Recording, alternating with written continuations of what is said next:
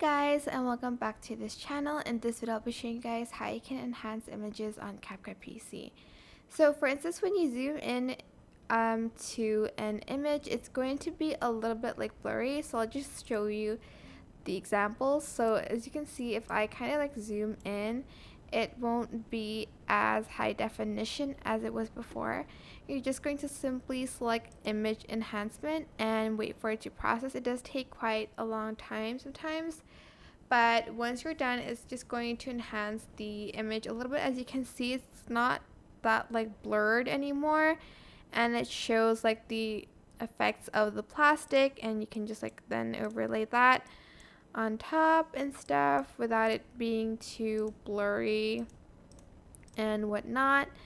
And that is basically it. It is super simple, but I hope this tutorial was helpful for you guys.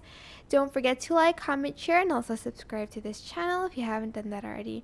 If you have any questions, just leave it in the comment section down below, and I will try my best to answer them all for you guys. And if you found this video helpful, please click the links button above the description box down below. Thank you so much for watching. Bye!